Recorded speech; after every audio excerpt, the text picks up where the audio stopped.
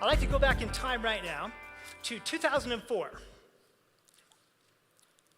and introduce you to two people who had an idea that resonated. Their names are Paul Myhill and Bill Driscoll. You see, they were trying to buy a company that was developing a synthetic version of superoxide dismutase, or what's called a mimetic of SOD. Now, they weren't successful, and the idea fell through. But the idea of what SOD could do in the body resonated with them. And so Paul, who had a bit of a biology background, started something that created a ripple effect that's brought us all here today.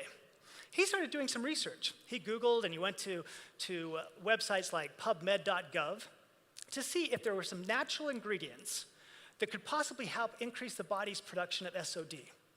Now, along the way, he found out that in his own backyard was one of the world's foremost authorities on free radical biology and medicine, Dr. Joe McCord, the actual co-discoverer of SOD. And so he and Bill filed a provisional patent on all of these ingredients with the hope of creating something that would increase SOD, and made an appointment to see Dr. McCord. Now, Dr. McCord's research at that point was not really on plant extracts so much, but Bill and Paul's idea intrigued him. He was at that time associated with the Webb-Waring Institute of Free Radical Biology and Medicine and antioxidant research that was affiliated with the University of Colorado Medical School, and which is featured on the ABC Primetime piece that all of you have seen. And so he took those ingredients and worked with them under contract with what was then called Lifeline Therapeutics, and they created a product. That product's known as Protandim. Well, that ripple effect, absolutely, right? That's why we're all here. That ripple effect that brought Dr. Joe McCord into contact with the company, that resulted in the creation of what we call Protandim, has had broad and profound, far-reaching implications that all of us are part of here today. Now, from that point on, something very interesting happened. This idea of increasing the body's production of antioxidant enzymes, of course, had long resonated with Dr. McCord, but it also resonated with the producers of ABC Primetime, which was the only reason that this tiny little startup company was able to get featured on a national news story like that. It also resonated with the investment bankers and investors who provided the capital to start up this company and get it going. And it also resonated with tens of thousands of viewers who saw the original ABC Primetime piece. But remember when I struck the A note to the E tuning fork? It deadened it. What happened when that tremendous deluge of energy of consumers coming to the company, it really stopped the company's growth and progress. Something else had to happen. Well, all of us probably remember the time when we first were introduced to Protandim and LifeVantage. I know I remember. I was driving along Midland Road in Poway, California, when a lawyer friend of mine called. That sounds like an oxymoron, doesn't it? Lawyer friend. But it's true. Lawyers do have friends. Most of them are other lawyers, but it's okay. But anyway, I got this call.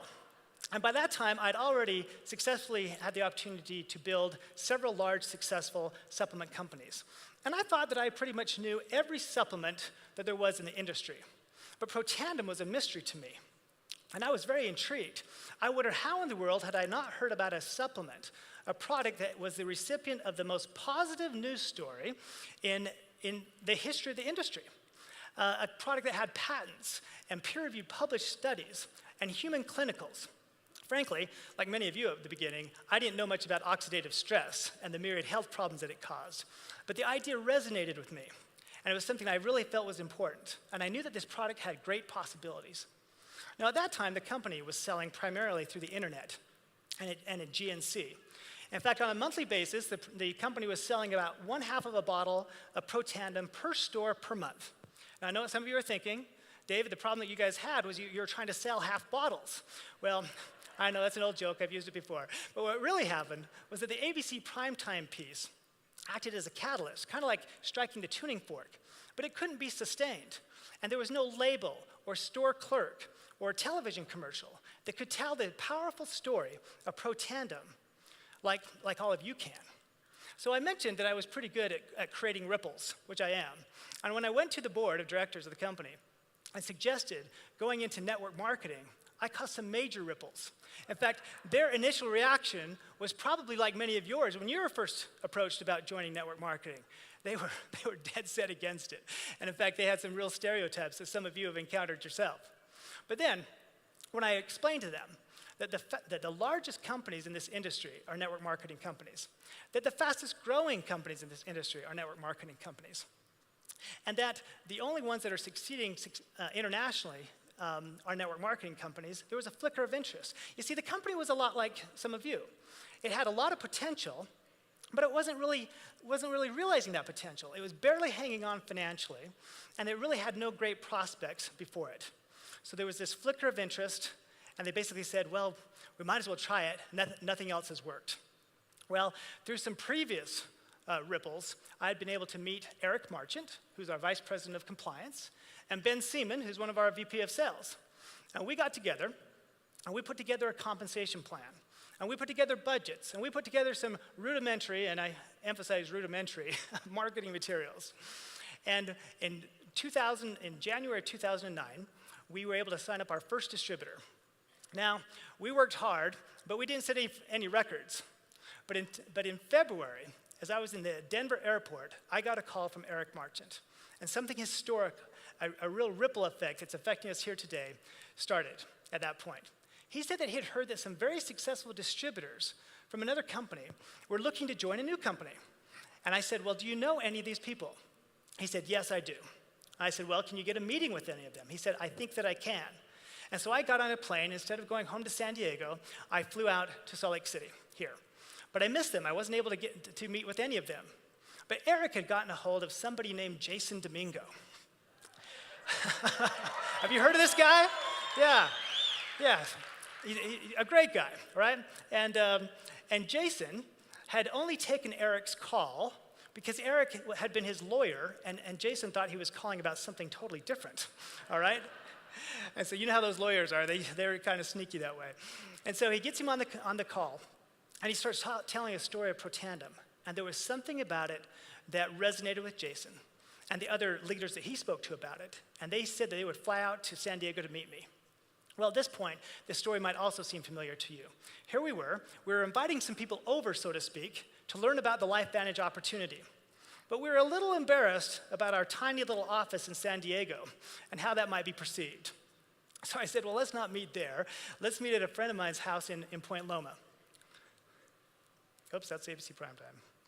So in this living room, in Jan Stroh's house in Point Loma in San Diego, is where we first met together, and I had the opportunity to talk about LifeVantage and Protandem and talk about the business opportunity to some potential distributors. Now, actually, I think anybody that was there would say that meeting in Jan Stroh's house was very instrumental to all of us being here today. But you know what was also very instrumental? This bottle of Benadryl. See, Jan has cats, and she'd put a bunch of these cats away in the back room. And that was the first time where I met Jason Domingo, Tyler Daniels, Marcel Niederhauser, Kirby Zenger, and Gene Tips. And after a while, Marcel starts wheezing and sniffling. And he stands up and says, do you have cats? And all of us, as he's standing up, could see all the cat hair on the back of his pants. And we say, yeah, I'm pretty sure he has cats. If it wasn't for that bottle of Benadryl, none of us might be here today. But you know, talk about being on the same frequency. When I met and talked with those guys, we all wanted the same thing. We wanted to build a company that's just all too rare. One that's based upon true science, true products, and real people, right? One that has a legacy that we can be proud of. And we knew that it was possible. And we knew that the story of Protandem could really succeed in this marketplace. And I recognized that in order to avoid the problem that had occurred when the ABC primetime piece aired, that of growing too fast and not being able to handle it, I was really going to need these guys. So, over the next days and weeks, this became my home, the Hilton Garden Inn in Sandy, Utah. I've been there so many times that when I first went there, they said, good morning, sir, thank you for coming. After I kept coming there for week after week, they'd say, Mr. Brown, it's good to have you back. Then they would say, David, good to see you. Now they don't even clean my room, and they tell me to take out my own garbage. But nevertheless, like many of you when you're building your LifeVantage businesses, I spent a lot of time away from my family. We spent a lot of hours into the wee hours of the morning planning and budgeting and creating what we call LifeVantage in this opportunity. It was reborn there in this area. I met other leaders. All these leaders that are arrayed before us up here, these Pro 9s and Pro 10s that are here to, oops, I let something out of the bag. We have a Pro 10, but we'll talk about that later. But these guys, if you look, and you guys are only seeing the back of their heads, but you'll see them over the course of this convention weekend. I think I met every one of these people over the next few days. And we had to make sure that we resonated and the story fit with each one of them. Because none of them were going to make the commitment and join this company unless it was something that they truly believed in. Now, time won't allow me to mention everybody that's brought us to this point today. The investment bankers, the members of the board of directors, and other people who joined the company. In fact, the whole dedicated team of employees that we have that I think is the best in the industry by far. Please, give them a hand.